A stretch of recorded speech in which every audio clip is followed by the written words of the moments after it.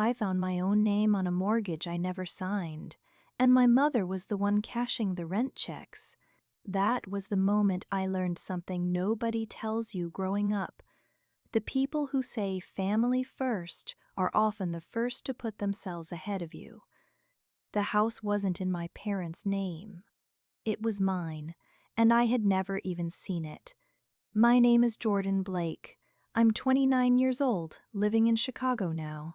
But I grew up in a small town outside Columbus, Ohio, the kind of place where everyone waves and nobody asks hard questions. From the outside, we looked perfect. Church every Sunday, matching smiles in family photos, potlucks, school events, polite laughter. My dad, Tom, worked maintenance for the city. My mom, Karen, ran a daycare out of our garage. My younger brother, Caleb, he was the golden child, varsity quarterback, homecoming king, the kid everyone adored. And me, I was the quiet daughter, the responsible one, the helper, the child who never caused problems. I didn't cause problems because I learned early that needing anything was dangerous. I remember being 16. I had just won a state wine writing competition. I walked into the house holding that certificate like it was proof that maybe, finally, I mattered. Mom was folding laundry. She glanced at it. "Oh, that's nice, sweetie," she said. Then she yelled down the hallway, "Caleb, your game starts in 20 minutes." And just like that, my biggest achievement became background noise. That certificate sat on the kitchen counter for weeks. Eventually, it curled at the edges. One night, I threw it away myself.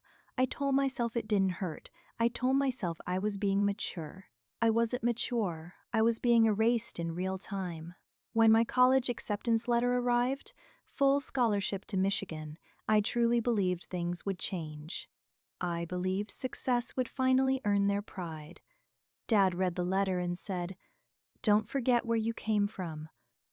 Mom cried and said, "You're leaving us." Caleb didn't even look up from his phone.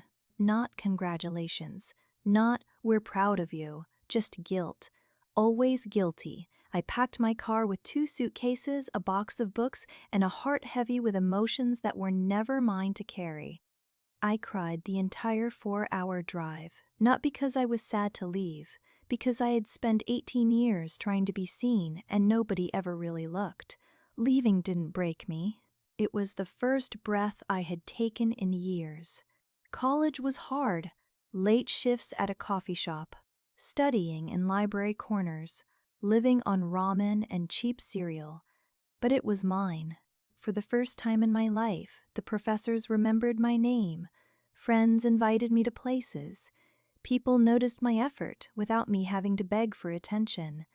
I started to feel real. My parents still called, but every conversation felt hollow. Mom would say, "Your brother's doing great." Dad would ask, "When are you coming home?"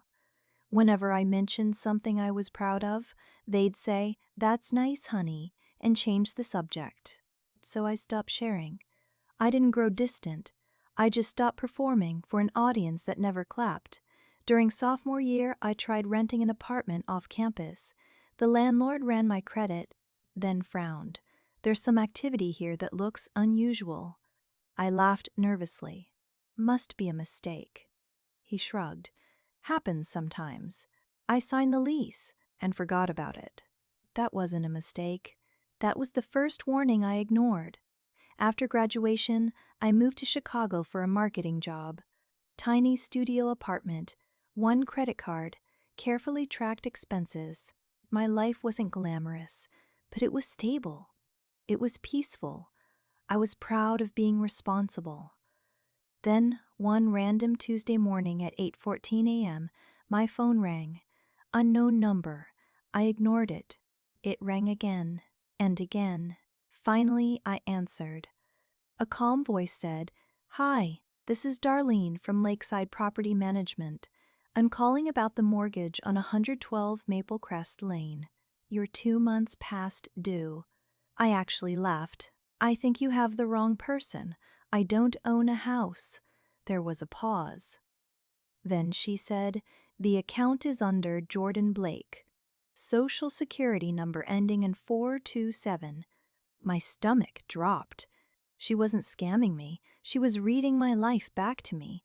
The tenants say they pay rent," she continued, "to a woman named Karen Blake, in cash. Every Friday. My mother, collecting rent on a house under my name." I hung up. My hands were shaking. I stared at my apartment wall like it could explain the betrayal unfolding inside my chest. Then I called home. Mom answered brightly.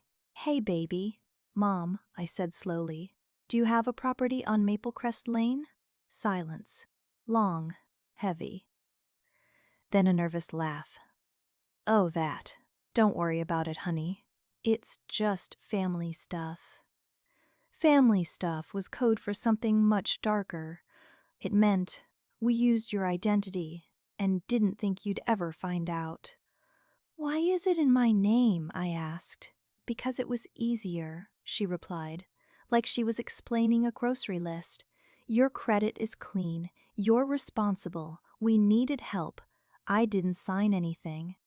Her voice hardened instantly. "You were away. You wouldn't understand the pressure we were under." I hung up. That night, I pulled my full credit report, and there it was, a mortgage, a home equity line, 2 store credit cards, all opened years ago.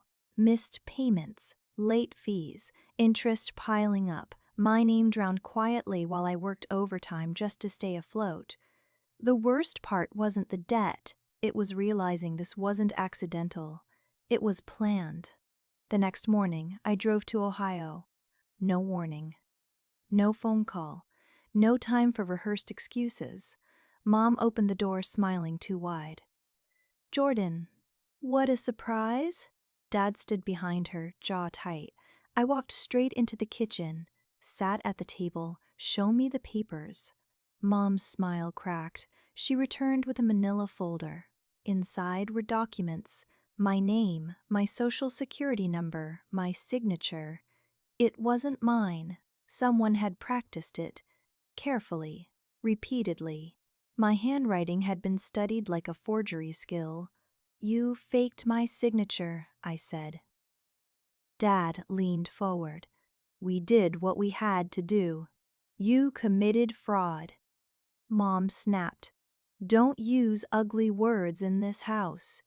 Then came the justification, the familiar one. Caleb needed help. Like that explained everything. His scholarship fell through. We couldn't just let him lose his future. My future was negotiable. He was sacred. "What about my future?" I asked. Dad scoffed. "You're fine. You always land on your feet." "Because I work for it," I said. "And now I'm paying for debt I never created." Caleb walked in, heard everything, shrugged. "You'll figure it out.